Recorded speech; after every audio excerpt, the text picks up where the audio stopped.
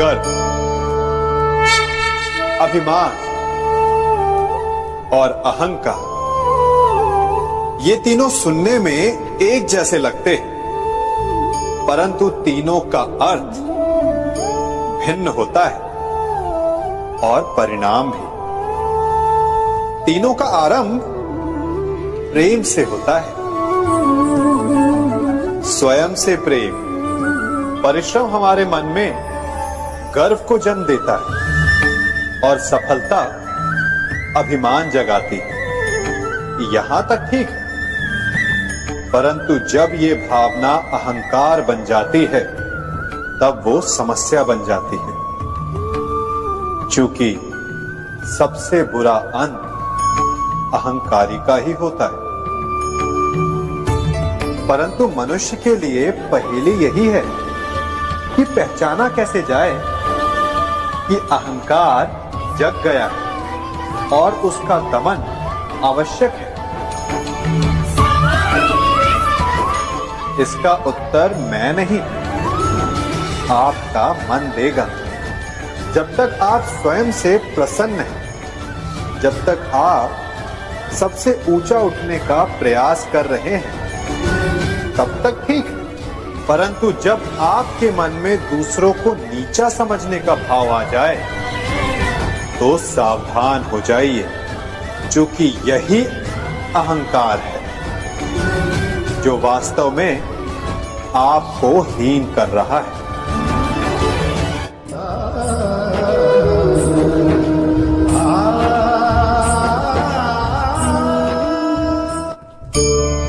आज मैं आप सबको एक कहानी सुनाता हूं। एक दिन गोकुल में दो व्यापारी आए। एक व्यापारी शहद का था, बड़ा मीठा शहद था उसका, परंतु वो गोकुल में टिक नहीं पाए। उसके व्यापार ने घाटा खाया और शीघ्र ही वो गोकुल छोड़कर चला गया। और दूसरा व्यापारी मिर्च का था।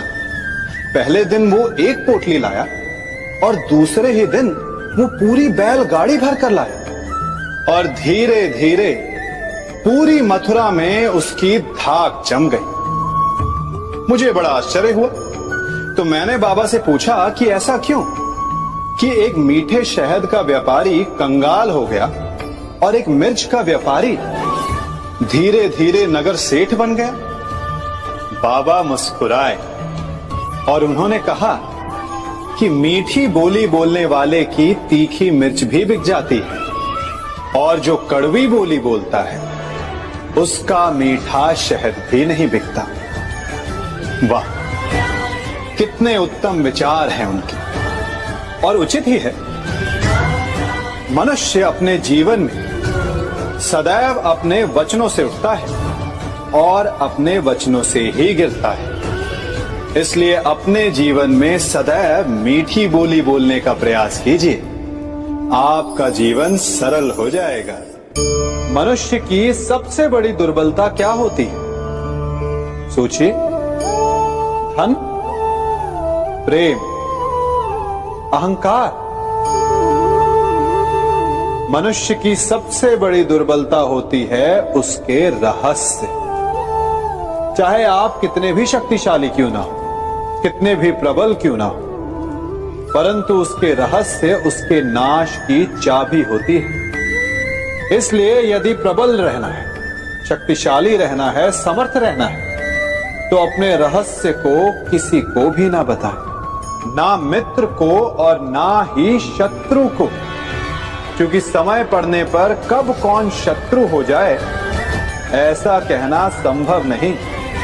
विभीषण को रावण के अमृत कुंड का ज्ञात था, इसीलिए प्रभु श्री राम रावण का वध करने में सफल हो सके। इसलिए उचित यही है कि आप अपने रहस्य को स्वयं तक ही सीमित रखें।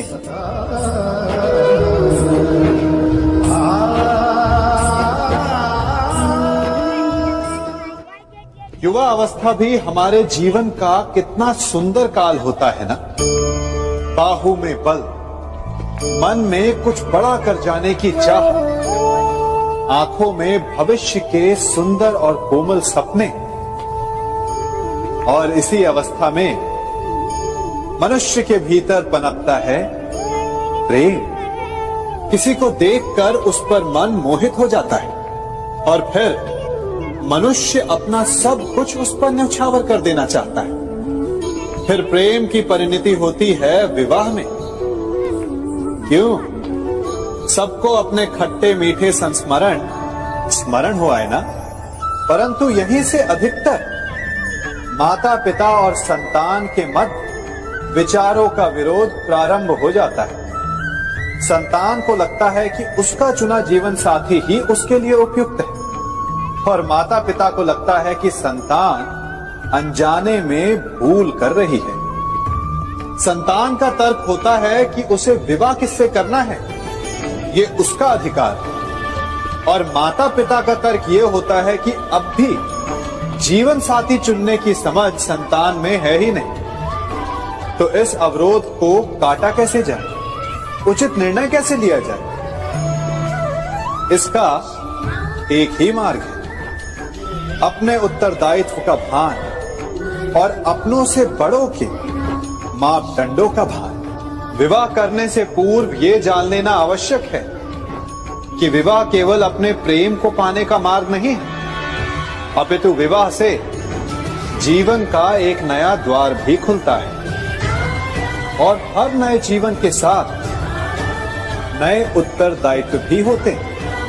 और यदि इन उत्तरदायित्वों को समझकर निर्णय लिया जाए तो विश्वास कीजिए आपका दाम्पत्य जीवन आनंद से भरा रहेगा और आपको कभी ये पछतावा नहीं होगा कि आपने कोई अनुचित निर्णय लिया। सागर का जल बाष्प बनकर उड़ता है तब वो हमें दिखाई नहीं देता।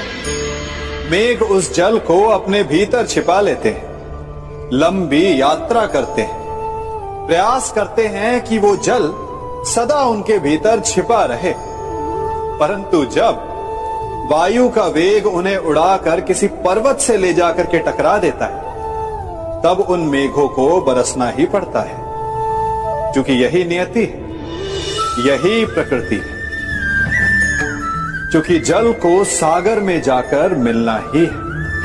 ठीक ऐसा ही हमारे साथ भी होता है। हम सत्य अपने मन के मेघों में चाहे जितना छिपाने का प्रयास कर ले, परंतु समय की आंधी उसे वास्तविकता के पर्वत से ले जाकर के टकराकर हमारे समक्ष ले ही आती है। जिस भय के कारण आप सत्य को सामने नहीं लेकर आना चाहते, एक दिन वही भय हमारे समक्ष आकर खड़ा हो जाता है और फिर हम लाचार हो जाते हैं, क्योंकि हमने उस भय का सामना करने की तैयारी नहीं की होती।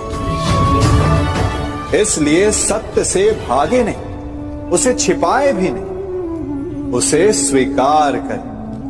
भविष्य की बड़ी विपत्ति से बच जाएंगे।